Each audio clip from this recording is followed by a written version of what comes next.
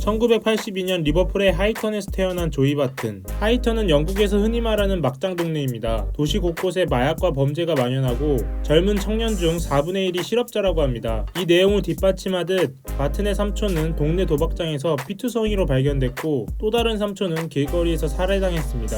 바튼 본인도 말하기를 살아남기 위해서는 어느 정도 공격성을 가질 수밖에 없었다라고 밝혔습니다. 바튼은 이런 환경에서 벗어나기 위해 축구에만 집중했고 그 덕분에 그의 부모님은 그가 어떤 사고나 사건에 휘말릴 걱정은 하지 않았다고 합니다. 바튼은 14살 때까지 하이턴에 살다가 부모님이 이혼을 하시면서 할머니 집에서 생활했는데요. 할머니 덕에 바르게 성장해 축구 선수까지 이루어질 수 있었다고 합니다. 실제로 조이 바튼의 이복 동생인 마이클 바튼은 2005년 한 흑인을 얼음 송곳으로 찍어 죽여 인종차별에 의한 살인죄로 무기징역을 받았고 그의 사촌 2명 역시 하이턴에서 살인 혐의로 구속되었습니다. 이와 같은 우여곡절이 많은 유년기를 보내고 2002년 맨체스터 시티에 입단합니다. 곧바로 1군에 자리 잡지만 악동답게 문제가 끊이지 않았습니다. 2004년 맨시티의 유스 선수 제이미 텐디와의 말싸움 도중 얼굴을 담뱃불로 지졌고 이로 인해 6주간 급여 정지를 받았습니다. 2005년에는 에버튼 소년팬 폭행, 2006년 에버튼 팬들을 상대로 엉덩이 일부를 보이는 일 등이 있었습니다. 바튼은 2007년 팀 동료 오스만 다보를 폭행했는데 이로 인해 바튼은 쫓기듯 뉴캐슬 유나이티드로 이적했습니다. 그리고 그해 12월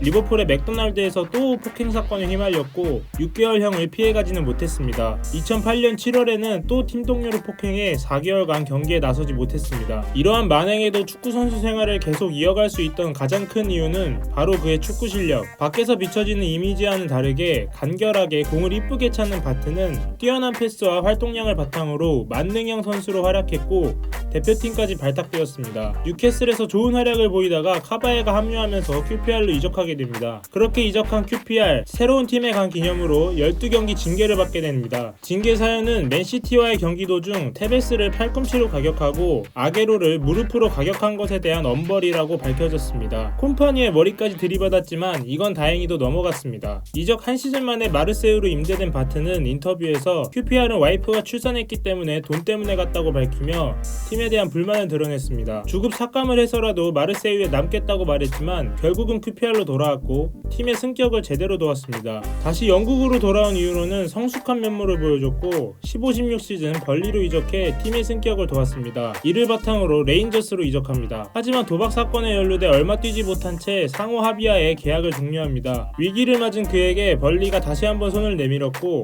역시나 좋은 활약을 보여줬는데요. 하지만 또다시 문제를 일으킵니다. 바튼은 벌리 이적 후 1200건이 넘는 베팅 정황이 드러나 18개월 출전 정지와 3만 파운드의 벌금을 물게 되면서 그라운드를 완전히 떠나게 됩니다. 이렇게 악동 이미지가 강하지만 은근히 반전 매력도 보여줬습니다. 일단 불륜 또는 성매매 등 이성 관련 문제는 깨끗합니다. 이스라엘이 팔레스타인을 공습하자 트위터에 학교에 대한 폭력은 비통하고 무고한 아이들이 살해당하고 있다.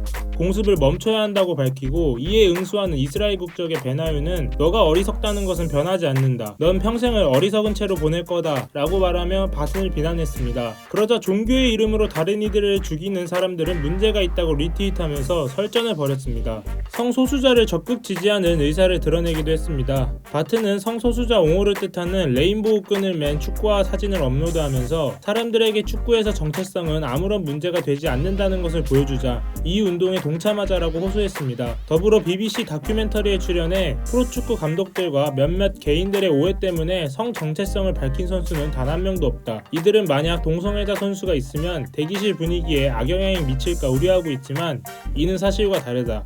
이러한 주장은 스스로의 무지함을 드러내는 것이라고 설명했습니다. 최근에는 페미니즘 관련 팟캐스트 방송에 출연해 남녀 축구는 다른 스포츠이다. 여자 축구는 여성에 맞게 생리학적으로 조정되어야 한다라는 소신을 밝혔습니다. 더불어 골대의 크기, 공의 무게는 바뀌어야 하고 여자 축구 경기장의 사이즈를 줄이면 여자 선수들이 할 수 있는 패스의 수준이 높아지고 범위가 넓어질 것이라고 본인의 의사를 밝혔습니다. 현재 바튼은 잉글랜드 3부 리그인 플리드드 타운 FC의 3년차 감독입니다. 현재 리그 7위에 위치해 승격을 바라보고 있고 지난 9월에는 리그1 이달의 감독상을 수상하기도 했습니다. 감독이 되고서도 상대팀 감독을 폭행했다는 사건이 발생해 기소되기도 했습니다. 알겠다가도 모르겠는 남자, 앞으로 바튼이 어떤 행보를 보일지 궁금해집니다.